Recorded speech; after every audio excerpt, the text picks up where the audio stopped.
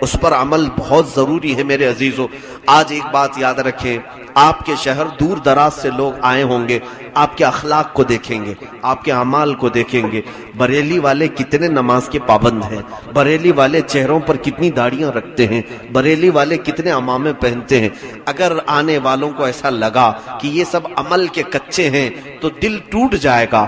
کہیں گے لوگ کہ اللہ تعالیٰ نے اتنا بڑا احسان ان لوگوں پر کیا، انہیں آخری امت میں بنایا، انہیں اسلام میں پیدا کیا، انہیں اہل سنت و جماعت میں بنایا، پھر مسلک اعلیٰ حضرت پر رکھا، اعلیٰ حضرت کا شہر انہیں دیا، لیکن یہ لوگ اپنی قدر کو بھول گئے، یہ غیروں کے طریقوں پر چل پڑے، انہیں کوئی دوسرا اچھا لگنے لگ گیا۔ میرے عزیزو، تمہاری ذمہ داری دوسروں سے بہت بڑھ کر کے ہے۔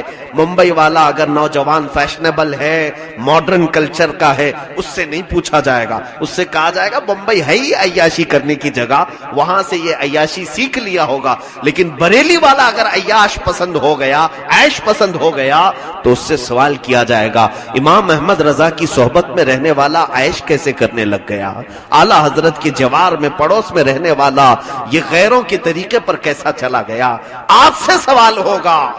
دوسرے دلی میں رہنے والے کو، ممبئی میں رہنے والے کو، آسٹریلیا میں رہنے والے کو، نیوزی لینڈ والے کو نہیں پوچھا جائے گا۔ وہ بگڑا ہے تو لوگ کہیں گے وہاں کا ماحول ہی ویسا ہے، وہاں کا ماحول ہی ویسا ہے۔ لیکن آپ کی ذمہ داری بہت زیادہ ہے میرے عزیز ہو۔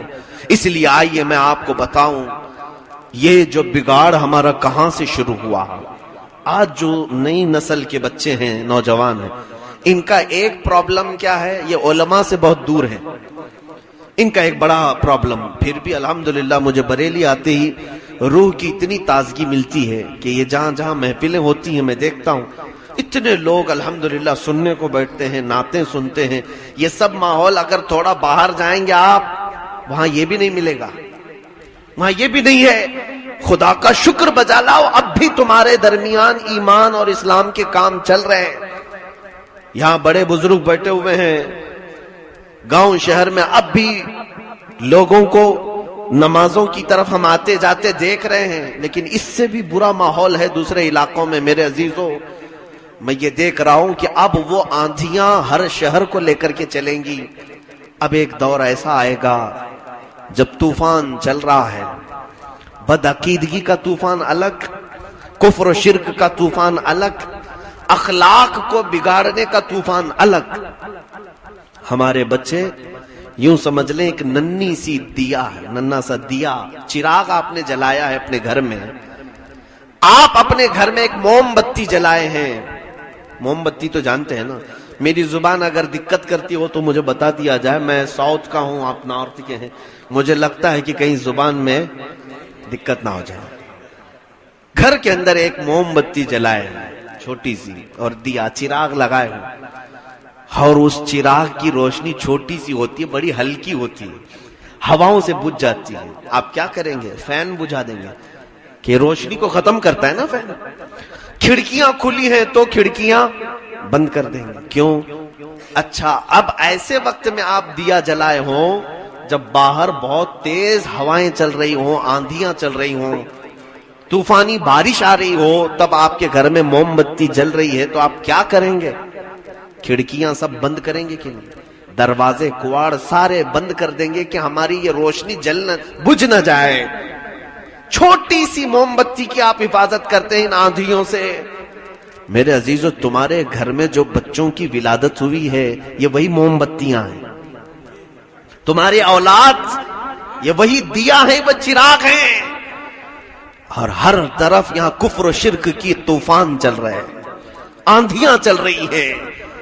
ہر کھڑکی سے تمہارے گھر میں تمہارے بچوں کے اس دیا کو بجھانے کے لیے کئی خطرناک آندھیاں چل رہی ہیں۔ چلو کفر و شرک سے بچانے کے لیے آپ نے بڑا دروازہ لگا دیا، بچے کو لا الہ الا اللہ پڑھا دیا ہے، کہا ہے اللہ ایک ہے، اس کا کوئی شریک نہیں، اس کے علاوہ جو بھی آئے بیٹا تو اس کو ایکسپٹ نہیں کرنا، بچہ مان لیا۔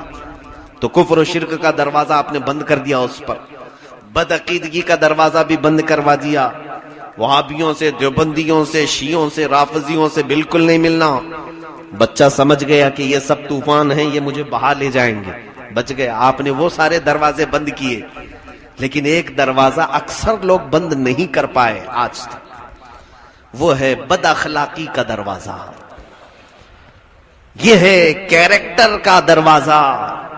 اس دروازے کو کھلا چھوڑا۔ یہ جو آندھی آئی ہمارے بچوں کے اخلاق کو تباہ و برباد کرنے والی، وہ کون سے راستے سے آئی؟ ٹیلی ویژن کے ذریعے سے، ٹی وی کے ذریعے سے، انٹرنیٹ اور موبائل کے ذریعے سے۔ ہر بچے کے ہاتھ میں ہم نے موبائل تھمایا ہے، تو یہ دروازہ تو ہم نے اتنا کھلا چھوڑا ہے۔ مجھے اندازہ ہے میرے عزیزوں کہ انٹرنیٹ کے ڈسے ہوئے اتنے اولاد ہیں ہمارے پاس، اتنی بچیاں اور بچے ہیں کہ آپ اندازہ نہیں کر سکو گے۔ ایسے ایسے گناہوں میں یہ مبتلا ہیں جسے پچھلے کے دور کے لوگ سوچ بھی نہیں سکتے تھے۔ پہلے ایک وقت تھا کہ زنا کرنے کے لیے لوگوں کو دقت ہوتی تھی، دشواری تھی کہ پبلک دیکھ نہ لے۔ ظاہر سی بات ہے زنا کرنے والا کسی عورت کو پھانسے گا اور لمبا وقت چلا جائے گا اپنی جسمانی خواہش پوری کرنے کے لیے، یا تو پھر کسی کوٹھے پر جائے اپنے جسم کی آگ کو بجھائے، یہ تمام معاملات کرنے پڑتے اسے۔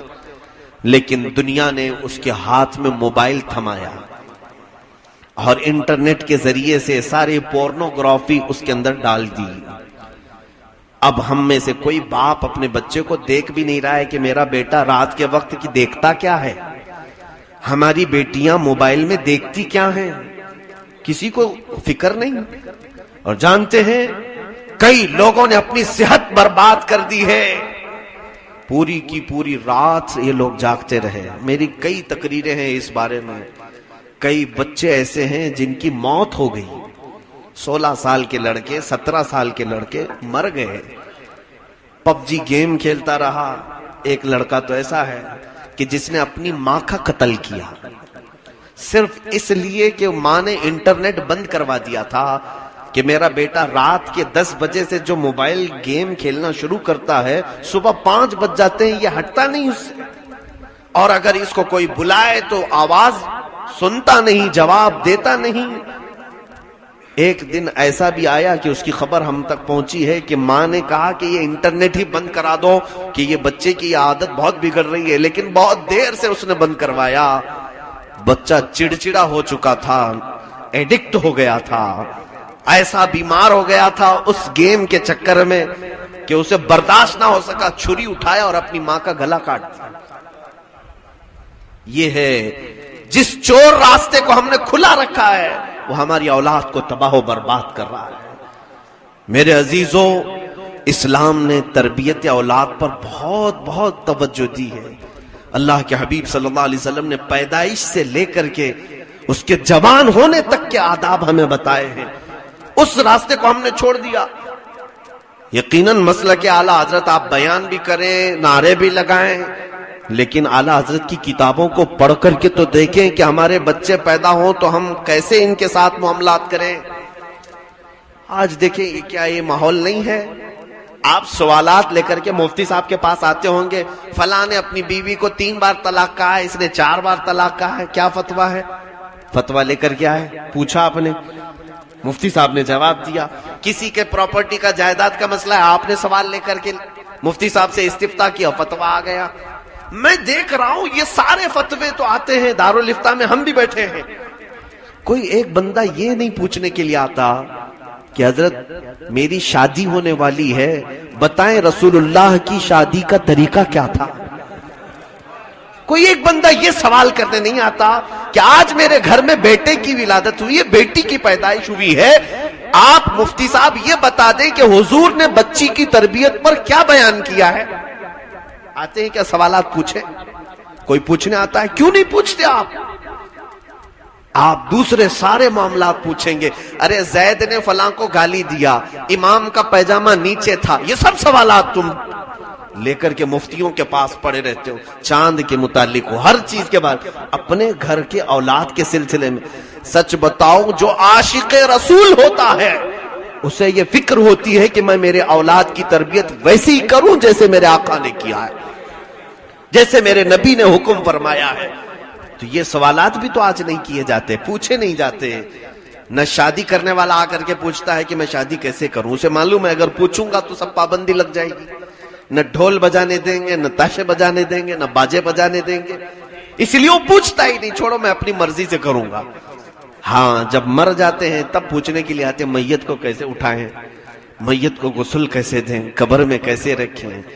اپنی خوشیوں میں اسلام کو بھول جانے والے لوگ اور صرف غموں کے وقت اسلام کا دامن تھامنے والے لوگ یہ مومن نہیں کہلاتے ہیں، یہ وقت پرست لوگ ہیں جن کو ابن الوقت کہا جاتا ہے۔ جب ضرورت پڑی اسلام کو تھام لیا اور جہاں خوشیاں آئی اسلام کو پیچھے پھینک دیا۔ آپ مجھے بتائیں گھروں میں جب کسی کا انتقال ہوتا ہے آپ کے یہاں رواج ہے کہ نہیں، قرآن خوانی ہوتی ہے کہ نہیں ہوتی ہے نا؟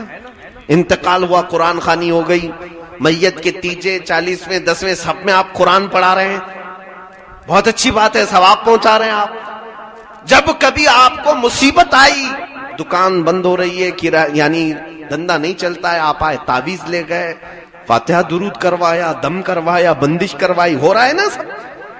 لیکن کوئی ایک بندہ مفتی صاحب کے پاس آ کر کے یہ نہیں کہتا کہ حضرت میرے گھر میں شادی ہونے والی ہے، قرآن خوانی ہو جائے، ہمارے گھر میں ولیمہ ہے، ولیمے سے پہلے قرآن خوانی ہو جائے، بچے کا عقیقہ ہے، قرآن خوانی ہو جائے۔ نہ میرے عزیزو، یہاں ہماری چوک ہے، خوشیوں کے موقعوں پر ہم نے اللہ اس کے رسول کو پیچھے چھوڑ دیا، اور جب مصیبت آئی تب اللہ اس کے رسول کو یاد کرنے لگے۔ اور حقیقت میں اللہ کے جو سچے بندے ہیں ان کے متعلق اللہ نے فرمایا ہے وَالصَّابِرِينَ فِي الْبَأْسَاءِ وَالضَّرَّاءِ وَحِينَ الْبَأْسِ، حقیقت میں اچھے اور صابرین بندے وہ ہیں جو خوشیوں میں بھی صبر کرتے ہیں اور تکلیفوں میں بھی صبر کرتے ہیں۔ میرے عزیزو، میں اولاد کی تربیت کے سلسلے میں آپ کو ایک بات بتاؤں، سب سے پہلے آپ کو یہ فکر ہونی چاہیے، سب سے پہلے آپ کو یہ فکر ہونی چاہیے کہ میں اپنے بیٹے کی تربیت کیسے کروں۔ اگر آپ مسلمان ہیں اور رسول کریم صلی اللہ تعالی علیہ وسلم سے آپ کا رشتہ ہے تو سچی بات تو یہ ہے کہ آپ اپنے بیٹے کے متعلق اتنی فکر کریں جتنی اپنے مال کی بھی فکر نہیں کرتے ہیں۔ آپ ایک گاڑی لے کر کے آئیں خرید کر کے، ارے میاں روزانہ اس کو چمکا رہے ہیں، آپ روزانہ دھول رہے ہیں، روزانہ اس کو پتہ نہیں کیا کیا خیالات کر رہے ہیں، چند سالوں کے بعد تو گاڑی کباڑ میں چلی جائے گی۔ لیکن بچہ ہوتا ہے تو اس کے بارے میں آپ یہ فکر تو ضرور کرتے ہیں کہ میرے گھر میں آج بیٹے کی ولادت ہوئی ہے، میں اس کو کون سے کپڑے لے آؤں، لال رنگ کے، ہرے رنگ کے، سارے کپڑے آپ نے جمع کر لیے، لوگوں کو عقیقے میں بلانا ہے، اس کے 1.25 مہینے کی دعوت کرنی ہے، یہ ساری چیزیں آپ نے کر لی۔ لیکن آؤ، اسلام تمہارے بچے کے آتے ساتھ کیا چیزیں بتا رہا ہے۔ اللہ کے نبی صلی اللہ علیہ وسلم نے فرمایا جیسے ہی تمہارے گھر میں بچے کی ولادت ہوئی ہو، بیٹا ہو کہ بیٹی ہو، اس کے کان میں سب سے پہلے اذان پڑھو۔ ہے یہ آپ پڑھتے ہیں کہ نہیں پڑھتے؟ داہنے کان میں اذان پڑھی، بائیں کان میں اقامت پڑھی۔ اذان کا سب سے پہلا لفظ کیا ہے؟ اللہ اکبر، اللہ اکبر۔ یہ وقت کی ضرورت ہے، میں آج آپ کو بتا رہا ہوں۔ ہم کو بھی، ہمارے کانوں میں بھی کہی گئی بات، آپ کے کانوں میں بھی کہی گئی یہ بات، جس کا مطلب یہ ہوتا ہے اللہ سب سے بڑا ہے۔ اللہ اکبر کا مطلب اللہ سب سے بڑا ہے۔ ارے میاں، ہم جس وقت دنیا میں ابھی قدم رکھے تھے تبھی ہمیں کہہ دیا گیا تھا اللہ سب سے بڑا ہے۔ تو جس کو یہ کان میں پہلے ہی کہہ دیا گیا ہو کہ اللہ سے بڑا کوئی نہیں، تو پھر دنیا کے بڑوں سے وہ ڈر کیوں رہا ہے؟ آج یہ جو ڈر کا ماحول ہے، خوف کا ماحول ہے، پتہ نہیں وہ حکومت آئی ہمارا کیا کر لے گی، یہ دور چل رہا ہے ہمارا کیا کر لے گا، کوئی کچھ نہیں کرے گا۔ تمہارے کان میں یہ کہہ دیا گیا اللہ سب سے بڑا۔ پوری زندگی بھر تمہیں کبھی خوف کسی سے نہیں کرنا ہے، اللہ سب سے بڑا ہے۔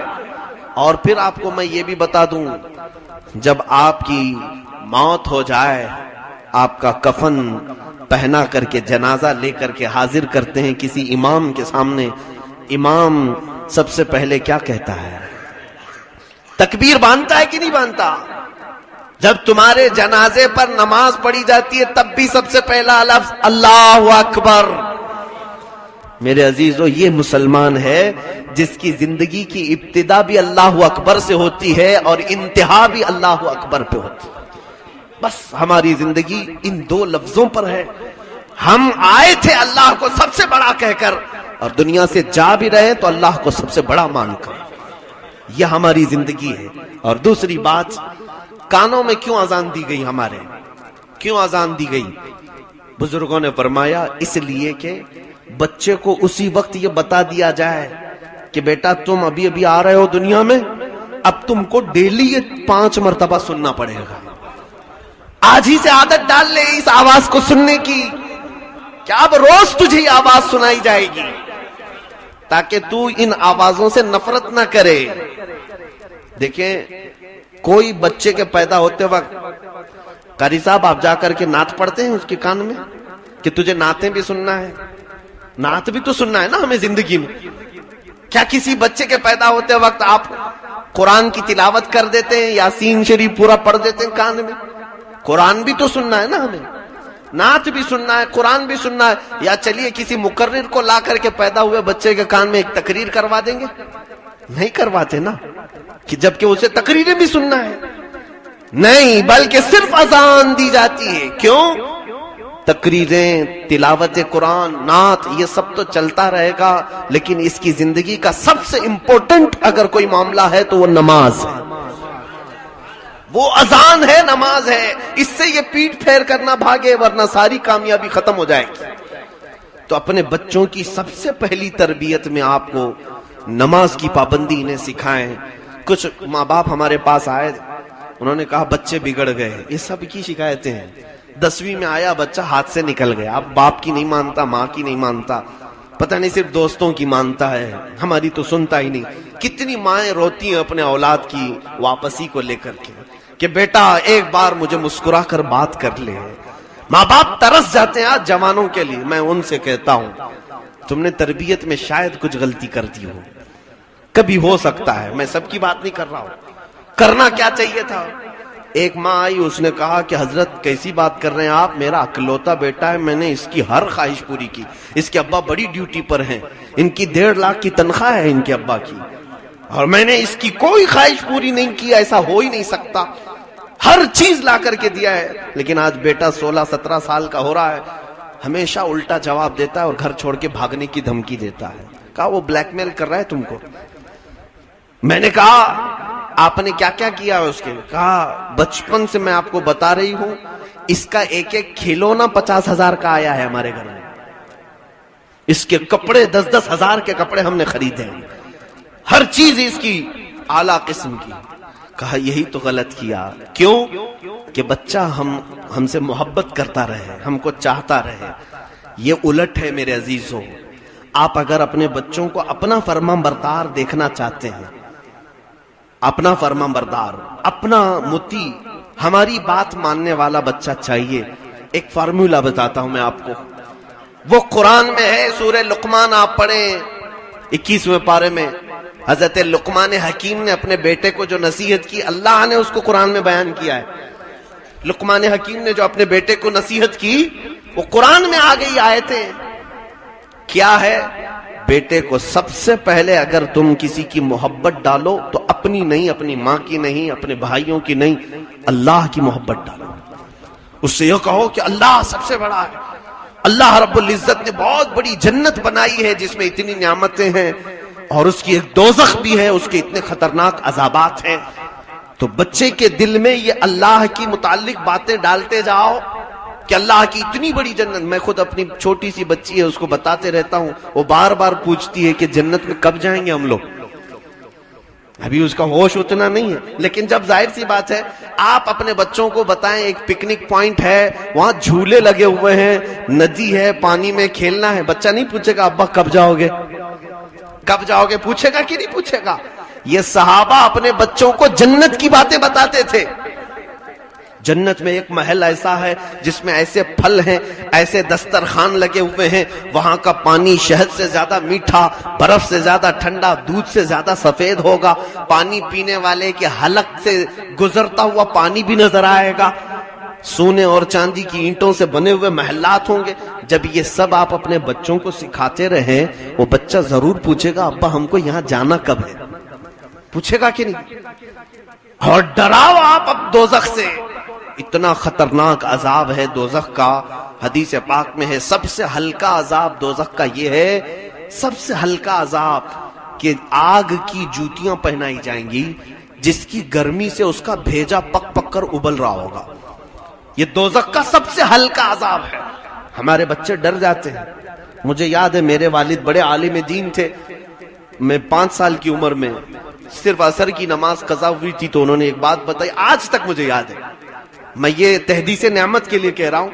میں ابھی پہلی کلاس میں بھی نہیں جاتا تھا. جب کہا کہ بیٹا تجھے معلوم ہے ایک وقت کی نماز قضا ہوتی ہے تو 2 فرشتے قبر میں آتے ہیں، ان کے ہاتھ میں لوہے کا ایک بھالا ہوتا ہے، لوہے کا ایک بھالا ہوتا ہے. اس لوہے کے بھالے سے وہ سینے پہ مارتے ہیں مردے کے، وہ 2 میل اندر چلا جاتا ہے اور اس کو فرشتے پھر کھینچ کر کے قبر تک لاتے ہیں، پھر اس کے سینے پر مارتے ہیں، اس کی ہڈی پسلیاں الگ ہو جاتی ہیں. یہ قبر کے عذاب کو دیکھ کر کے سارے جانور بھی رو پڑتے ہیں. تو میں نے پوچھا تھا یہ کب تک دیں گے؟ کہا جس نماز کو تم نے چھوڑا ہے اس نماز کا ٹائم جتنی دیر تک چلتا رہے گا